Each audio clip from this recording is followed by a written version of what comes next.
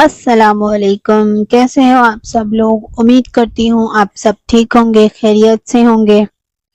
تمہارے آنے سے بائی زینب گل کی پارٹ 6 ریڈ کریں گے، تو چلیے سٹارٹ کرتے ہیں۔ کمرے تک آتے کالے ریشمی بال جو کھلے ہوئے اس کی کمر پر بکھرے ہوئے تھے، چند ایک لٹ اس کے گالوں پر پڑی تھی اور وہ بے خبر سی ٹیبل پر سر رکھے سو رہی تھی۔ شاید کچھ پڑھتے ہوئے اس کی آنکھ لگ گئی تھی۔ وہ اس طرح سوتی کتنی معصوم اور پیاری لگ رہی تھی۔ ندا اس کے روم میں آئی تو اسے اس طرح سوتے دیکھ کر اپنے فون میں جھٹ سے اس کی پکچر کلک کرتی مسکراتے ہوئے اٹھانے اس کے پاس چلی آئی۔ باری اٹھو یار، چلنا نہیں ہے کیا؟ آج ایشل کی طرف جانا تھا، اس کی ڈھولکی ہے۔ ندا اسے اٹھاتے ہوئے کہنے لگی۔ مجھے نہیں جانا وہاں ندا، تم چلی جاؤ۔ ابریشا آنکھیں مسلتی ہوئی اس سے کہنے لگی۔ کیوں بھلا؟ ہم نے کتنی تیاری کی تھی ایشل کی شادی میں شرکت کے لیے، اور تم کہہ رہی ہو نہیں جانا؟ ندا اسے دیکھتے ہوئے حیرانی سے کہہ رہی تھی۔ شادی والے دن چلی جاؤں گی، پر ابھی نہیں جانا مجھے۔ وہ اٹھ کر واش روم کی طرف جاتے کہنے لگی۔ باری یہ کیا طریقہ ہے؟ وہ ہماری دوست ہے، ہم نہیں گئی تو اسے برا لگے گا۔ ندا اسے سمجھانے کی کوشش کرنے لگی۔ ندا پلیز یار، مجھے فورس مت کرو، میں کل چلی جاؤں گی، آج نہیں پلیز۔ ابریشا نے اسے کہہ کر واش روم کا دروازہ بند کر لیا اور ندا وہاں سے اٹھ کر اس کے بیڈ پر آرام سے بیٹھ گئی کہ اب کس نے جانا تھا ابریشا کو منانے کا کوئی اور طریقہ سوچنا پڑے گا۔ وہ خود سے یہی سوچتے ہوئے آرام سے بیٹھ گئی۔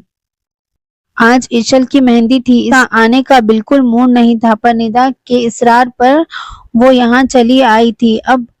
اب جب سے وہ آئی تھی اس کی نگاہیں کسی کو ڈھونڈ رہی تھی جو کہیں نظر نہیں آ رہا تھا۔ اس کے دل کا سوال ندا نے ہی ایشل سے کر لیا۔ عباد صاحب کہاں ہیں؟ نظر نہیں آ رہے۔ مہندی تو خواتین کا پروگرام ہوتا ہے، اسی لیے چاچا جان کے لان میں آدمیوں کا پروگرام الگ ہے، سو بھائی ادھر ہی ہوں گے۔ ایشل اسے مسکرا کر دیکھتے ہوئے بتانے لگی، اور ابریشا نے سکون کا سانس لیا کہ چلو اچھا ہے، اب کم از کم اس کا سامنا تو نہیں کرنا پڑے گا۔ مہندی کا پروگرام ایشل کے گھر کے لان میں تھا، جبکہ جینٹس اس کے چاچا کے لان میں۔ وہ سب لوگوں سے بہت اچھے سے ملی، اور عباد کی امی تو اسے بڑے پیار سے ملی تھی، اس کی پیشانی پر پیار کر کے ڈھیروں دعائیں دیتی تھی۔ ارے بیٹا تم بھی مہندی لگوا لو، صالحہ بیگم نے اس کے خالی ہاتھوں کو دیکھ کر کہا۔ جی آنٹی، میں بعد میں لگوا لوں گی۔ وہ ان کے اتنے پیار سے کہنے پر انکار نہیں کر سکی، اسی لیے کہنے لگی۔ بات کی کیا بات ہے، سب لڑکیاں لگوا رہی ہے، تم بھی لگوا لو۔ ایک منٹ رکو، میں ہی بولتی ہوں۔ وہ اس کا ہاتھ پکڑ کر مہندی والی کی طرف لے آئی اور انہیں بتانے لگی کہ اس کے مہندی لگوا دیں۔ اب انکار کا تو کوئی سوال ہی نہیں تھا۔ وہ مہندی والی کے پاس بیٹھ گئی اور مہندی لگوانے لگی۔ اسے مہندی لگوانا ہمیشہ سے اچھا لگتا تھا، پر آج پتہ نہیں کیوں وہ کچھ بے چینی سی محسوس کر رہی تھی۔ پھر مہندی کی رسم کے بعد سب لوگ کھانے میں مصروف ہو گئے۔ ایشل نے انہیں آج رات اپنے پاس ہی روک لیا تھا۔ ابریشا کے لاکھ انکار کے بعد بھی جب اس نے عطیہ بیگم کو کال کر کے اس کے رکنے کی اجازت لے لی تو مجبوراً ابریشا کو رکنا پڑا۔ مہندی کی رسم کے بعد ایشل کی چاچی اور امی نے انہیں ایشل کو روم میں لے جانے کا کہہ دیا۔ ابریشا ایشل کی کچھ کزن اور ندا کے ہمراہی میں ایشل کو اس کے روم میں لے آئی تھی۔ ارے بھائی، کوئی نیمبو اور چینی کا پانی تو بنا کر لے آئے، ایشو آپی کی مہندی پر لگانا ہے۔ تبھی ایشل کی ایک کزن نے کہا، ماہین کہاں ہے؟ اس کو بولو لے آئے گی۔ ایشل نے ادھر ادھر دیکھتے ہوئے کہا، پر ماہین کہیں نظر نہیں آئی۔ کوئی بات نہیں، میں لے آتی ہوں، ماہین باہر کام میں بزی ہوگی۔ ابریشا اٹھتے ہوئے کہنے لگی۔ وہاں بیٹھی لڑکیوں کو دیکھ کر اسے اندازہ ہو گیا تھا کہ کوئی بھی جانے کو تیار نہیں ہے، سبھی ایسے لیٹی تھی کہ بیچاری کتنے دن کی تھکی ہوئی ہے۔ وہ وہاں سے اٹھ کر کچن میں چلی آئی اور فریج سے نیمبو نکالنے ہی لگی تھی جب پیچھے سے آتی آواز پر وہ چونک کر سیدھی ہوئی۔ ماہی یار، ایک کپ کافی تو بنا دو ذرا۔ یہ عباد تھا جو کچن میں داخل ہوتے ہوئے بولا تھا۔ سوری، مجھے لگا ماہین ہے۔ پھر ابریشا پر نظر پڑی جو خاموش کھڑی اسے ہی دیکھ رہی تھی تو وہ سوری کہتا باہر کی طرف بڑھنے لگا۔ جب وہ بول پڑی، اٹس اوکے، میں بنا دیتی ہوں کافی، ابریشا نے اسے باہر جاتے دیکھ کر کہا، اور یہ سن کر ایک پل کو چونک کر وہ رکا، اسے دیکھنے لگا، پھر اگلے ہی پل سر ہلا کر باہر نکل گیا۔ ابریشا اس کے جانے کے بعد کافی بنا کر باہر آئی تو وہ صوفے پر آنکھیں بند کیے لیٹا تھا۔ اس نے اس کی طرف دیکھا، بلیک شلوار قمیص میں، چہرے پر پھیلی بے سکونی، اس کا ہیئر سٹائل جس پر کتنی لڑکیاں فدا تھی اب بے ترتیب پیشانی پر بکھرے ہوئے تھے۔ شیو سے نہ جانے کتنے عرصے سے دوری بنائی ہوئی تھی۔ بڑی ہوئی شیو اس بات کا ثبوت تھی تمہاری فضول ضد اور انا نے اس شخص کو اس حال تک پہنچا دیا ہے۔ اس کے اندر کوئی بولا تھا، نہیں، میری ذات کسی کے لیے دکھ کا سبب نہیں بن سکتی۔ وہ کچھ گھبرائی ہوئی اپنے اندر کی آواز کو دباتے ہوئے خود سے مخاطب ہوئی، پھر کافی ٹیبل پر رکھتے ہوئے گھبراہٹ میں اس کے ہاتھ میں پکڑی ٹرے وہاں رکھے گلاس سے ٹکرائی، اور اس ہلکی سی آواز پر ابریشا نے گھبرا کر عباد کی طرف دیکھا جو اس شور سے آنکھیں کھولے اسے ہی دیکھ رہا تھا۔ ایک پل کو دونوں کی نظریں ملی۔ کیا کچھ نہیں تھا ان آنکھوں میں؟ ٹوٹے دل کی کرچیاں، بکھرے خوابوں کا ملال، زخمی دل کی سرخی۔ اف، ابریشا نے نظریں پھیر لی۔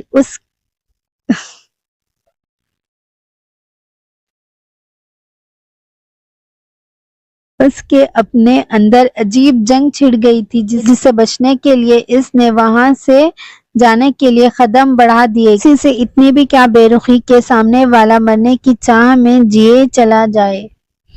اس کی گمبھیر اور سنجیدہ آواز اس کے کانوں میں ٹکرائی۔ اس وقت اس کو خود میں ہمت نہیں پا رہی تھی اس کا سامنا کرنے کی، اس لیے بنا رکے وہاں سے چلی آئی۔ اس کی پیشانی پسینے سے بھیگی ہوئی اور چہرے پر عجیب خوف تھا۔ خیریت تو ہے؟ کیا ہو گیا؟ کوئی بھوت ووت تو نہیں دیکھ لیا؟ ندا نے اس کی حالت دیکھ کر کہا، کچھ نہیں، میں ٹھیک ہوں، ابریشا اسے کہہ کر اپنی پیشانی صاف کرتی کمرے میں چلی آئی۔ رات بہت دیر سے اس کی آنکھ لگی تھی۔ صبح فجر کے بعد وہ گھر آ گئی تھی۔ اس کا اب وہاں رکنے کا دل نہیں چاہا تھا۔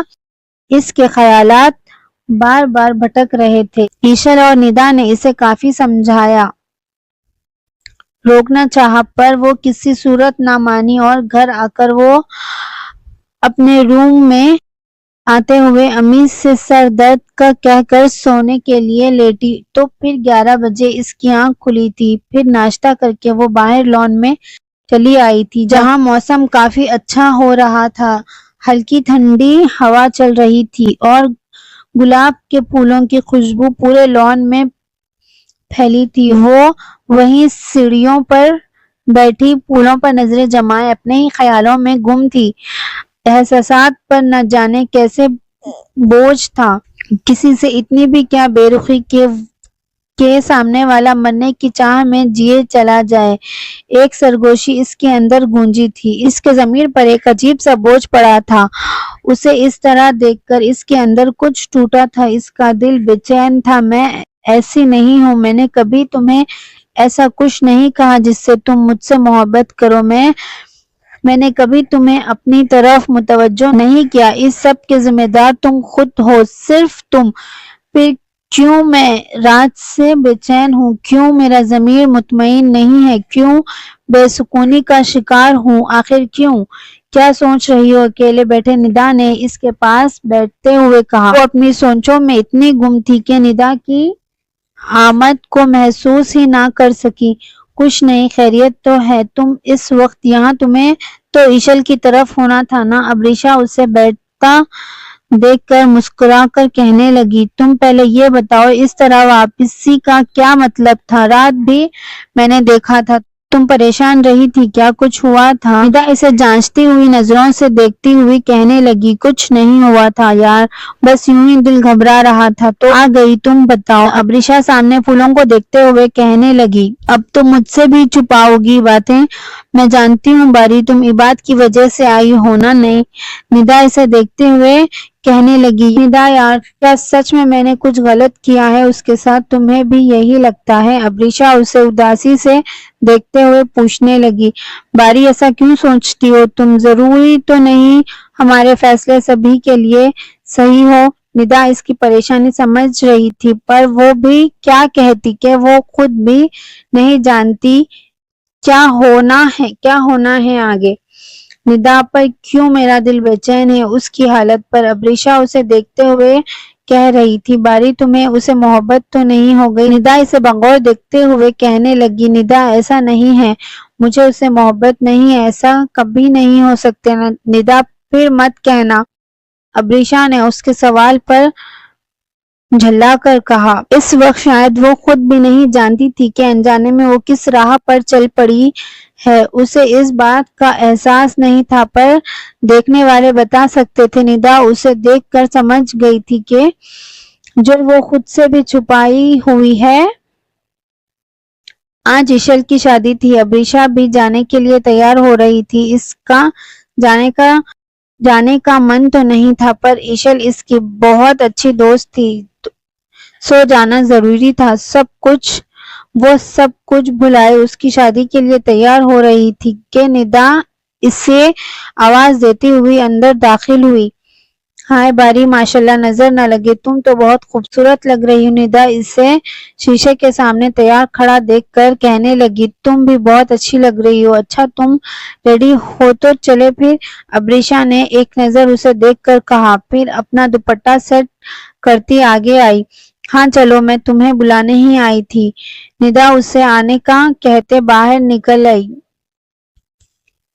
फिर वो दोनों ही अयान के साथ शादी हॉल पहुंचे थी। वो उन्हें छोड़कर चला गया था कि उसके दोस्तों के साथ जाना था, इसीलिए वहां नहीं रुका। वो दोनों अंदर हॉल में आई तो सामने ही ईशल की अम्मी और पुप्पू नजर आई, तो वो इनकी तरफ चली आई। अस्सलामुअलैकुम, कैसे हैं आप लोग? अब्रिशा और निदा ने सलाम करते उनकी खैरियत पूछी थी। वालेकुम अस्सलाम, अल्हम्दुलिल्लाह, तुम बताओ तुम्हारी मामा नहीं आई साथ? ईशल की अम्मी सलाम के बाद इसे अम्मी के आने का पूछने लगी। जी आंटी, वो दादी जान की तबीयत कुछ ठीक नहीं थी, इसीलिए अम्मी उन्हें अकेला नहीं छोड़ सकती थी। वो उन्हें अम्मी के ना आने की वजह बताने लगी। तुम लोग कैसे आई हो? सालेहा ने कुछ फिक्रमंद लहजे में पूछा। आंटी, अयान छोड़कर गया है, वापसी पर पिक कर लेगा वही, अब्रिशा इन्हें बता रही थी, जब माहिन इन्हें देखकर इधर ही चली आई। अरे आप लोग आ गई, बड़ी देर लगा दी आने में। आए चले, आप ही ब्राइडल रूम में है लगी। वो इन्हें ईशल का बताने लगी। वो दोनों इसके साथ चली गई। निकाह के बाद ईशल को स्टेज पर बैठा दिया गया। वो दोनों भी ईशल से मिलकर अभी स्टेज से उतरी थी जब दूल्हे के अंदर आने का शोर बुलंद हुआ। अब दूल्हा अपने कजन्स और ईशल की कुछ कजन्स के हमराही में स्टेज की तरफ चला आ रहा था। वो और निदा भी वहीं खड़े हुए आते देख रही थी जब ईशल की अम्मी कुछ परेशान सी उनकी तरफ आई और इससे मुखातिब हुई।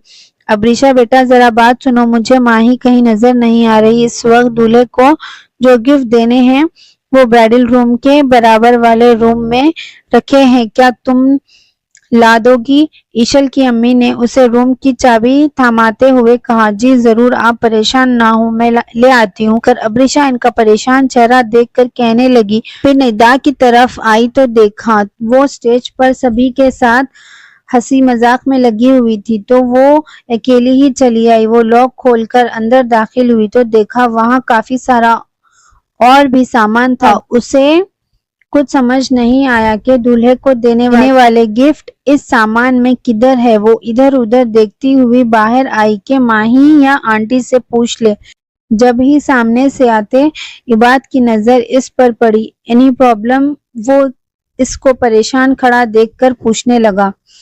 आंटी ने दूल्हे को देने के लिए गिफ्ट लाने का कहा था, अब मुझे मिल नहीं रहे हैं, कहाँ रखा है? वो अपनी उंगलियों को आपस में फंसाई, कुछ कंफ्यूज सी उसे बताने लगी, ओह तो ये बात है, आए मैं ढूंढने में आपकी हेल्प करता हूँ। वो उसे देखता हुआ कहता अंदर की तरफ बढ़ गया। अब्रीशा भी उसके पीछे चली आई। अरे इधर रखे हैं, एक मिनट मैं निकाल देता हूँ। थोड़ी देर इधर उधर देखने के बाद आखिर उसे गिफ्ट मिल ही गए थे। वो एक बैग के पीछे को रखे थे जो अब्रीशा को नजर नहीं आए थे। वो उससे गिफ्ट्स लेती आगे बढ़ी। जब उसने देखा जल्दी में बाहर निकलते इबाद का हाथ खिड़की से निकले टूटे हुए ग्लास से टकराया और वो उसके हाथ को जख्मी कर गया। ओह आपके हाथ में चोट आई है, इससे खून निकल रहा है। अब्रीशा इसकी चोट देखकर कुछ परेशान सी कहने लगी, इट्स ओके, ज्यादा नहीं है, ठीक हो जाएगी। वो हाथ को झटकता हुआ कहने लगा, अगर आपने इसकी बैंडेज नहीं की तो जख्म ठीक कैसे होगा? वो अभी तक इसके हाथ से निकलते खून को देख रही थी। कुछ जख्म इससे ज्यादा तकलीफ दे हैं, ये तो फिर भी एक छोटा सा कट है। वो एक नजर उसे देखता कहता बाहर जाने लगा, एक मिनट रुके, अपना रुमाल दे। वो उससे जाते देखकर कहती आगे आई। वो उसे सवालिया नजरों से देखने लगा, क्या देख रहे हैं, निकाले जल्दी। वो उससे नजरें मिलाए बगैर कहने लगी और फिर इबाद ने बिना कोई सवाल किए रुमाल निकालकर इसकी तरफ बढ़ा दिया। अब्रीशा उसका हाथ पकड़े खून साफ करके उस पर वो रुमाल बांध रही थी। इस सब के दौरान इबाद कुछ हैरान होता उसे देख रहा था। ये लड़की उसकी समझ से बाहर थी। गोल्डन कामदार कमीज पर ऑफ वाइट ट्राउजर पहनी और सिर पर ऑफ वाइट हिजाब लिए वो कुछ परेशान सी इसके हाथ पर रुमाल बांध रही थी। उसे देखकर इबाद को अपने अंदर हलचल सी महसूस होने लगी थी। इसका दिल बहकने लगा था। वो अपने जज्बातों से घबरा कर उससे अपना हाथ छुड़ा कर जाने लगा। जब पीछे से अब्रीशा की आवाज इसके कानों में पड़ी, घर जाकर आप इस पर दवाई लगा लीजिएगा वरना इन्फेक्शन हो सकता है, अब्रीशा ने उसे जाते देखकर कहा। वो एक पल को रुक कर तेजी से बढ़ गया। तो चलिए ये पार्ट हम यहाँ पे एंड करते हैं, देखते हैं इसके और कितने पार्ट आएंगे। तो चलिए उम्मीद है आप लोग को मेरी ये ऑडियो रिकॉर्डिंग अच्छी लग रही होंगी। मिलते हैं इसकी अगली पार्ट में। अपना ख्याल रखिए और मुझे भी दुआओं में याद रखिए एंड सब्सक्राइब लाजमी करिए। चलिए अल्लाह हाफिज।